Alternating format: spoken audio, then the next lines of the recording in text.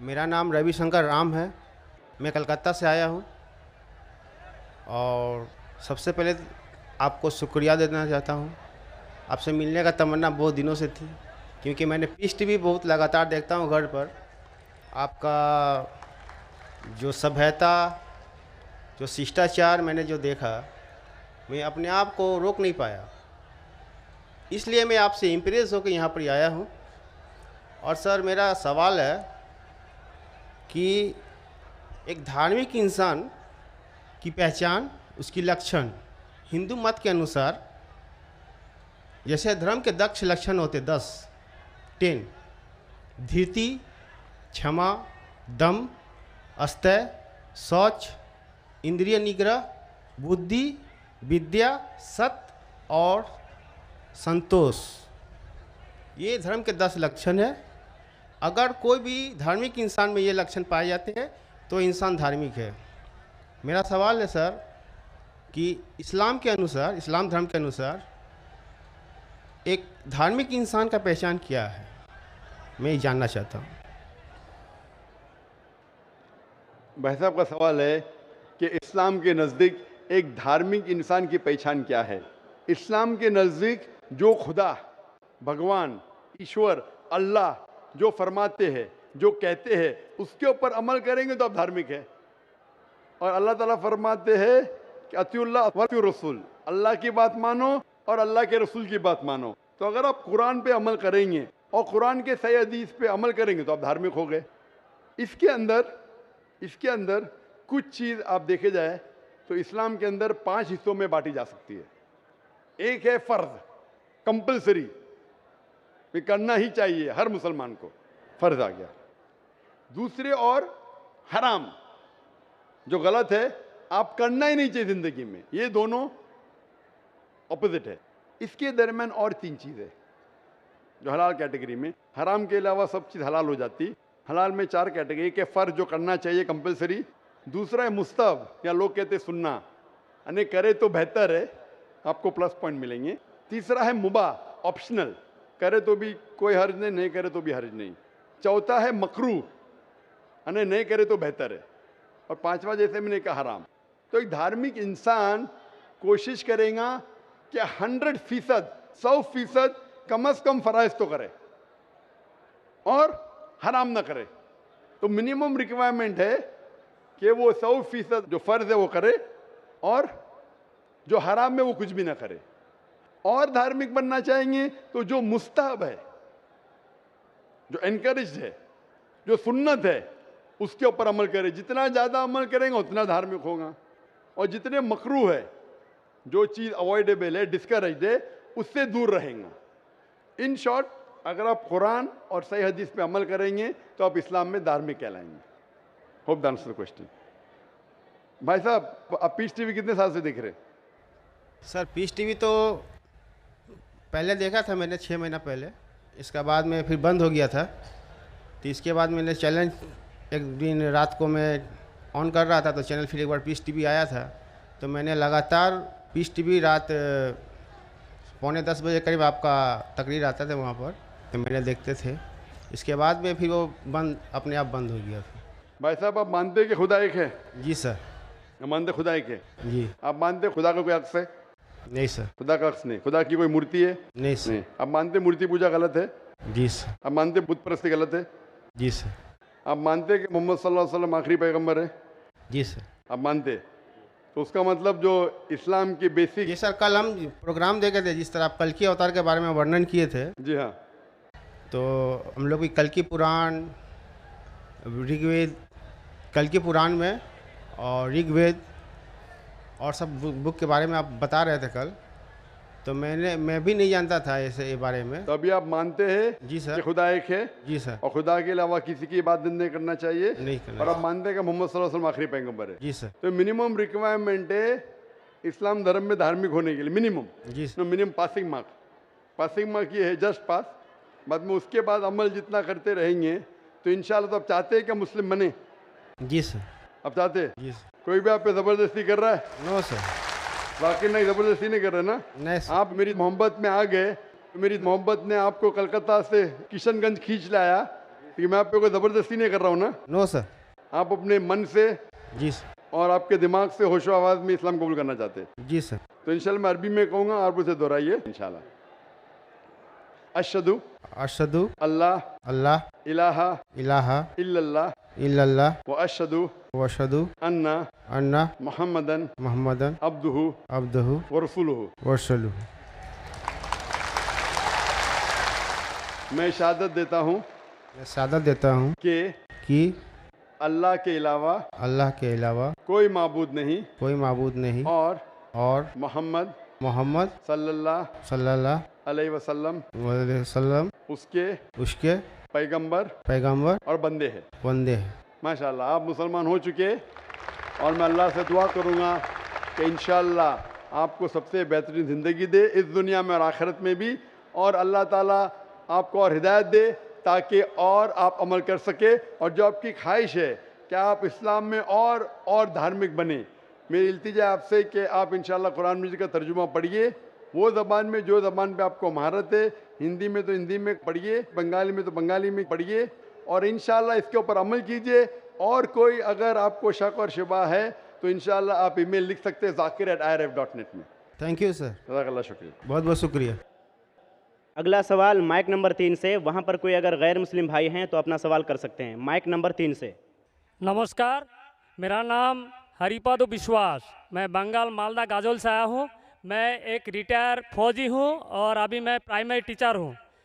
हम कहीं भी देखते हैं कोई भी धर्म में बेगुनाहों को कोई कातिल करना, जुल्म करना, ये नहीं लिखा, लेकिन हम देखते हैं दुनिया में कहीं भी मुस्लिम हो या हिंदू हो, बेगुनाहों के ऊपर जुल्म करते हैं।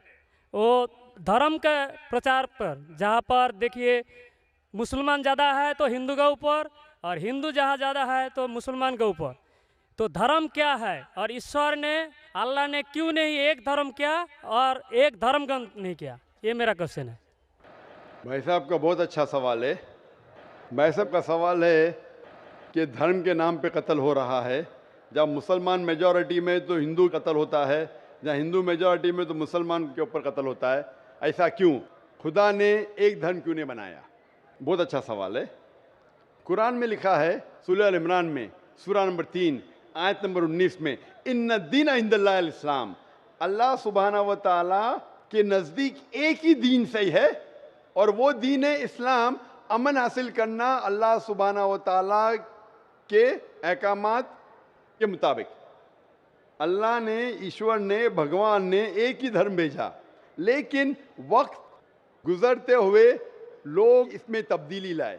इसीलिए कुरान मजीद में लिखा अल्लाह ने एक ही दीन भेजा, एक ही धर्म भेजा, वो है अमन हासिल करना अल्लाह सुब्हानहू व तआला के अहकामात के मुताबिक। इसे कहते हैं इस्लाम।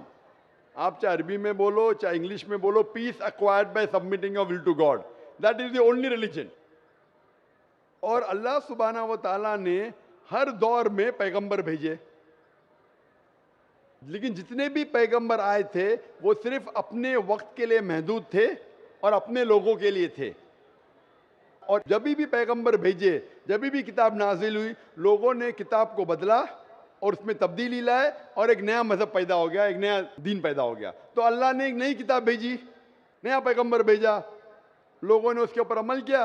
फिर चंद साल के बाद, 10 साल, 20 साल, 50 साल, 100 साल के बाद उसमें तब्दीली आए, लोग ने अपने फ़ायदे के लिए उसे बदला और एक नया मजहब पैदा हो गया, एक नया धर्म पैदा हो गया। इस तरीके से अल्लाह ने कई किताबें नाजिल की, और हमारे रसूल फरमाते हैं मोहम्मद सल्लल्लाहु अलैहि वसल्लम, अल्लाह ने 1,24,000 पैगंबर इस दुनिया में भेजे, लेकिन अल्लाह सुब्हानहू व तआला ने आखिरी पैगंबर मोहम्मद सल्लल्लाहु अलैहि वसल्लम और आखिरी किताब, आखिरी वही कुरान मजीद 1400 साल पहले भेजी। और इसमें अल्लाह ताला फरमाते हैं कि क्योंकि ये आखिरी किताब है, ये सिर्फ मुसलमानों के लिए नहीं, सिर्फ अरबों के लिए नहीं भेजी थी, बल्कि सारी इंसानियत के लिए भेजी थी। और क्योंकि ये आखिरी किताब है, ये महदूद नहीं 10 साल के लिए, 100 साल के लिए, 1000 साल के लिए, जब तक क़यामत आएंगी उस वक्त तक के ये किताब सही रहेंगी। और क्योंकि मोहम्मद सल्लल्लाहु अलैहि वसल्लम आखिरी पैगंबर थे, वो सिर्फ मुसलमान या अरबों के लिए नहीं भेजे गए थे, वो सारी दुनिया के लिए भेजे गए थे। तो आज जो भी इंसान है, चाहे वो हिंदुस्तान में है, चाहे पाकिस्तान में, चाहे सऊदी अरेबिया में, चाहे यूएसए में, चाहे इंग्लैंड में, उसे आखिरी पैगाम अल्लाह का, खुदा का, उसके ऊपर अमल करना चाहिए, वो कुरान और आखिरी पैगंबर मोहम्मद सल्लल्लाहु अलैहि वसल्लम पे अमल करना चाहिए। फिर आपको अमन मिलेंगी और इंशाअल्लाह खून खराबा नहीं रहेगा। मैं मानता हूँ आपकी बात कि अक्सर आप देखते मेजॉरिटी माइनॉरिटी पे जुल्म करता है।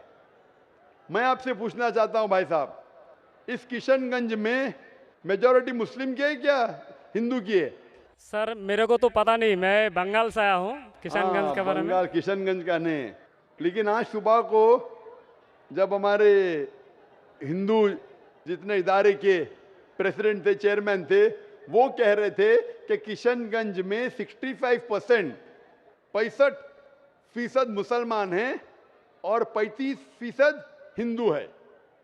उसके बावजूद इस किशनगंज ये मिसाल है हिंदुस्तान में कि कभी भी हिंदू मुस्लिम का राइट नहीं हुआ। धर्म के नाम पे किसी मुसलमान ने कोई हिंदू को ना कत्ल किया, ना हिंदू ने मुसलमान को कत्ल किया। एक पॉलिटिशियन एमएलए साहब कह रहे थे खाली वोटिंग के टाइम पे कभी कभी होता है हिंदू मुस्लिम के अंदर किसको वोट देना, उसको छोड़ के कभी भी यहां दंगे फसाद नहीं हुए। तो ये मिसाल है कि मेजॉरिटी में होने के बावजूद आप देखते कितना अमन है। और आप खुशनसीब है क्या मीडिया ये अमन को खराब नहीं कर रही। मीडिया को पता चल जाएगा मुसलमान अमन से रह रहे तो आपके अमन और शांति को अशांति में बदल देंगी। सबसे अच्छी मिसाल है कश्मीर। कश्मीर में देखो क्या हो रहा है, मीडिया आप देखेंगे, मीडिया इतना उसके पीछे लग गई कि शांति को अशांति में बदल दी। तो मैं अल्लाह से दुआ करता हूं कि किशनगंज का माहौल अमन रहे।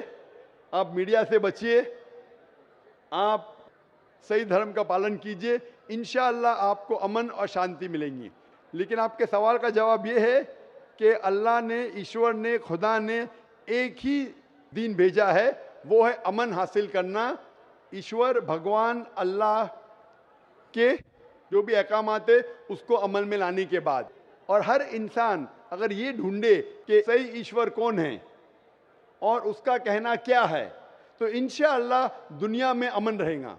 लेकिन कई लोग नहीं चाहते कि दुनिया में अमन रहे, इसीलिए वो देखते हैं इस हमारे हिंदुस्तान में, सारी दुनिया में हिंदुस्तान एक ऐसा मुल्क है जहाँ सबसे ज्यादा मजहब के नाम पे राइट्स हुए, दंगे फसाद हुए। और इसका मैं ब्लेम डालता हूं हिंदुस्तानी नागरिक पे ने, हिंदुस्तानी पॉलिटिशियन पे, क्योंकि अंग्रेज ने हमारे देश को बांटा। अंग्रेज आए थे हिंदुस्तान में तिजारत करने के लिए, लेकिन हम पे हुकूमत की। उनकी पॉलिसी थी डिवाइड एंड रूल, हिंदू मुस्लिम को डिवाइड किया और हम पे राज किया। अंग्रेज तो चले गए, अपनी राजनीति छोड़ गए पीछे। इसीलिए मैंने एक तकरीर किया हूं, इस टेररिज्म मुस्लिम मोनोपोली, और कहा जितने भी आप दंगे फसाद देखेंगे दुनिया में, जितने भी टेररिस्ट एक्ट डायरेक्टली और इनडायरेक्टली कहीं ना कहीं पॉलिटिशियन का हाथ है।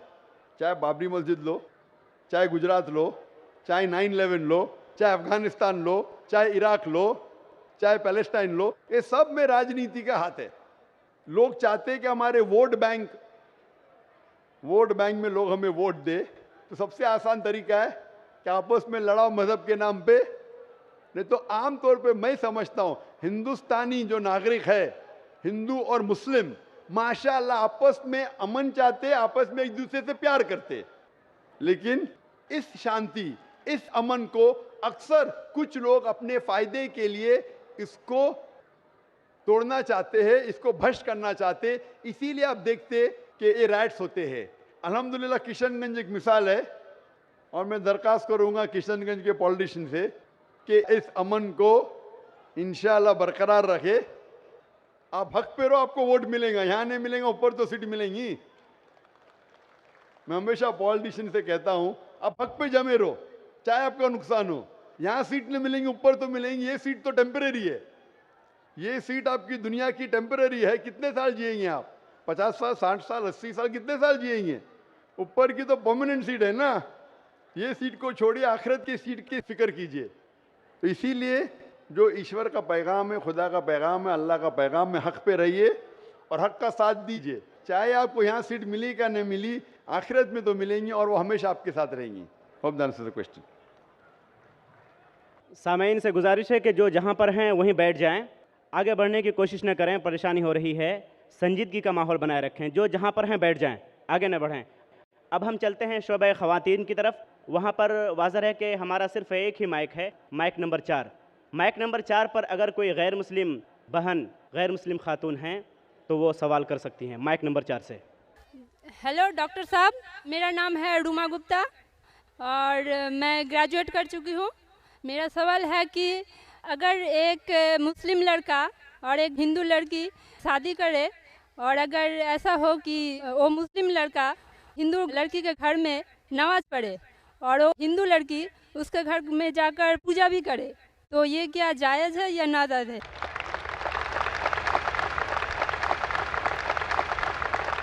बहन का अच्छा सवाल है कि अगर एक मुसलमान लड़का हिंदू लड़की से शादी करता है तो क्या वो मुसलमान लड़का हिंदू के घर में जाके नमाज पढ़ सकता है, और क्या वो लड़की मुसलमान के घर में पूजा कर सकती है? नहीं। सबसे पहले कुछ शराइत है हर चीज़ के। आप अगर गाड़ी रखेंगे और गाड़ी का एक पहिया रखेंगे, साइकिल का एक पहिया रखेंगे, ट्रैक्टर का, तो गाड़ी चलेंगी क्या? नहीं चलेगी। या चारों साइकिल कर दो या चारों ट्रैक्टर कर दो।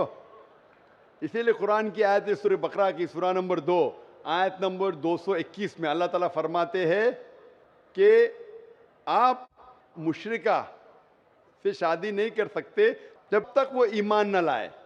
मतलब जो गैर मुस्लिम हैं और शिर्क कर रही है उससे आप शादी नहीं कर सकते जब तक वो ईमान ना लाए।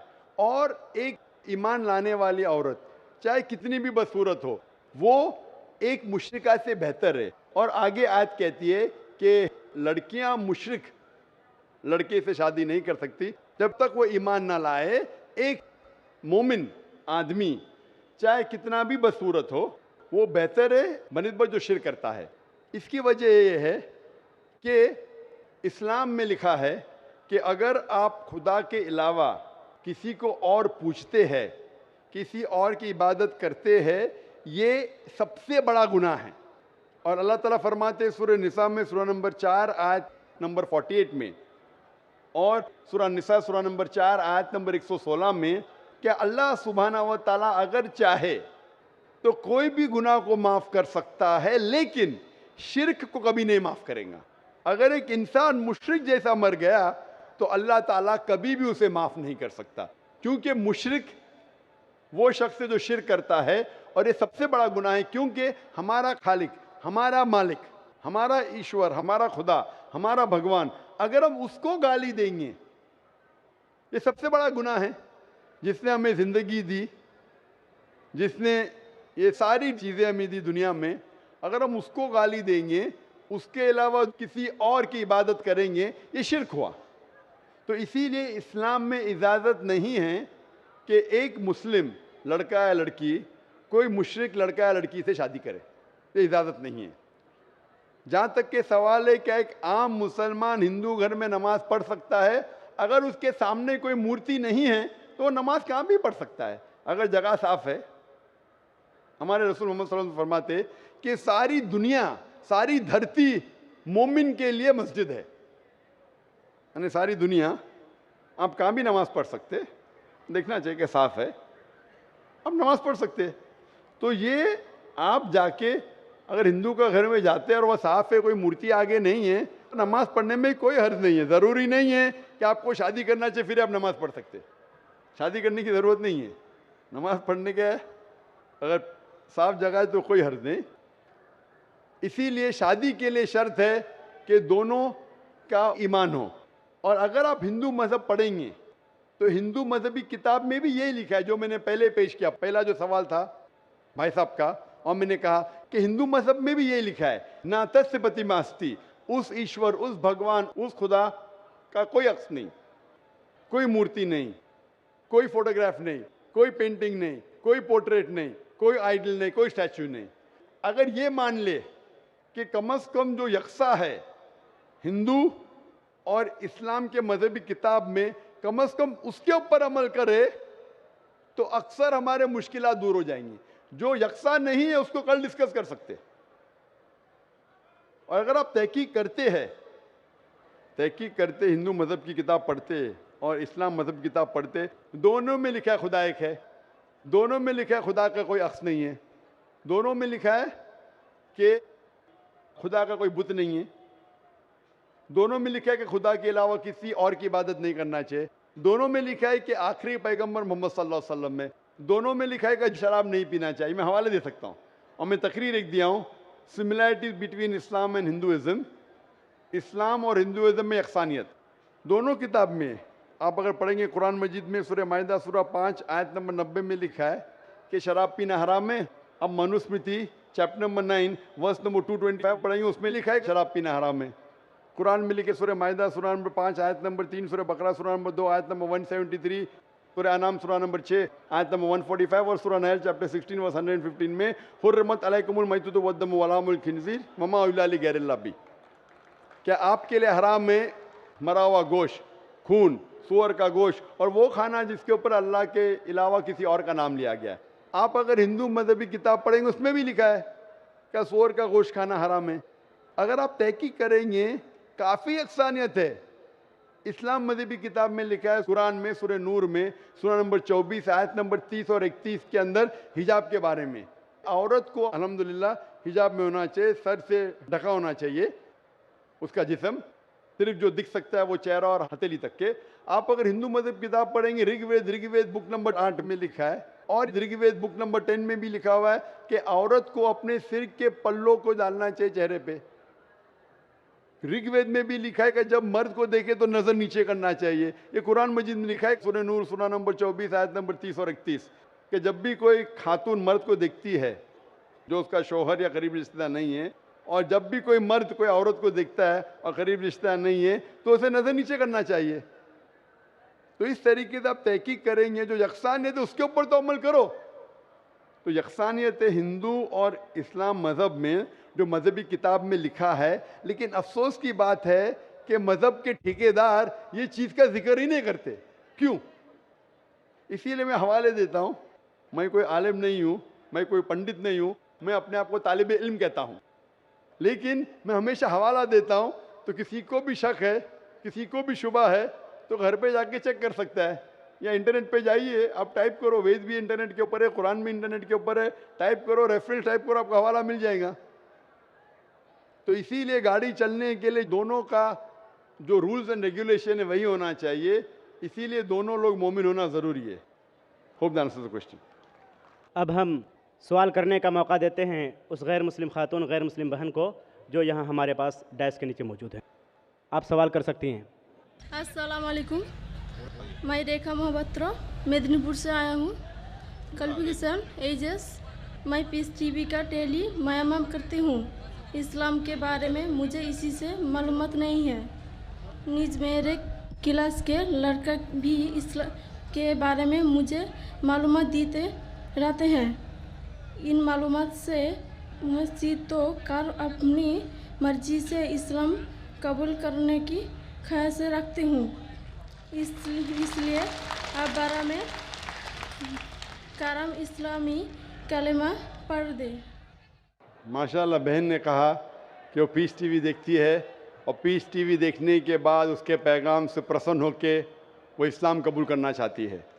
बहन, मैं पूछना चाहता हूँ कि आपको इस्लाम कबूल करने के लिए कोई भी ज़बरदस्ती कर रहा है? नहीं आप अपने दिल से करना चाहती?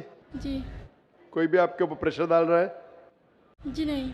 कोई भी पैसा दे रहा है आपको? नहीं। माशाल्लाह, आप दिल से करना चाहती? हाँ। आप मानते हैं कि खुदा एक है? हाँ। भगवान एक है, मानते हैं आप? जी। आप मानते हैं कि मूर्ति पूजा गलत है? जी। आप मानते हैं कि मोहम्मद सल्लल्लाहु अलैहि वसल्लम आखिरी पैगंबर है? जी। आप मानते हैं। आप अपने दिल से कबूल करना चाहती? जी। कोई भी आपको ज़बरदस्ती नहीं लेके आए, क्योंकि इस देश में और इस्लाम धर्म में भी किसी को ज़बरदस्ती इस्लाम कबूल कराना हराम है। इस देश में भी किसी को भी एक धर्म से दूसरे धर्म में ज़बरदस्ती करना हराम है और इस्लाम में भी हराम है। लेकिन अगर कोई दिल से चाहता है तो इस देश में कोई भी आपको रोक नहीं सकता। इस देश में अगर कोई दिल से अपने मज़हब को तब्दील करना चाहता है और वो मज़हब से प्रसन्न है तो कोई भी उसे रोक नहीं सकता है। उसी तरीके से अगर कोई इस्लाम में आना चाहता है तो हम भी उसे रोक नहीं सकते। इंशाल्लाह मैं अरबी में कहूँगा और आप उसे दोहराइए। अशहदु अशहदु अल्लाह अल्लाह इलाहा इलाहा इल्लल्लाह इल्लल्लाह व अशहदु अशहदु अन्ना अन्ना मुहम्मदन मोहम्मदन अब्दुहु अब्दुहु व रसूलुहु। रसूल। मैं शहादत देती हूँ मैं शहादत देता हूँ कि कि अल्लाह के अलावा अल्लाह के अलावा कोई माबूद नहीं कोई ममत नहीं और और मोहम्मद मोहम्मद सल्लल्लाहु सल्लल्लाहु अलैहि अलैहि वसल्लम वसल्लम उसके उसके पैगंबर पैगंबर और और बंदे हैं। बंदे हैं। माशाल्लाह मुसलमान हो चुकी है। और अल्हम्दुलिल्लाह मैं अल्लाह सुब्हानहू तआला से दुआ करूँगा कि इंशाअल्लाह आपको इस ज़िंदगी और आखिरत में भी इंशाअल्लाह सबसे बेहतरीन ज़िंदगी दे। और इंशाअल्लाह ये अच्छा है कि अमन का पैगाम जो पीस टीवी से फैल रहा है, लोग अमन के करीब आ रहे हैं।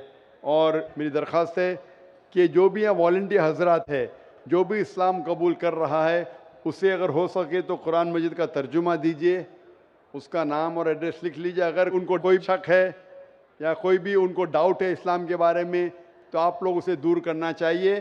और कभी भी कोई गैर मुस्लिम अगर इस्लाम मज़हब में आता है तो आपका फ़र्ज़ होता है कि आप अपने घर के दरवाजे खुले रखिए एंड ओपन आर्म से इंशाअल्लाह ये लोगों को वेलकम कीजिए।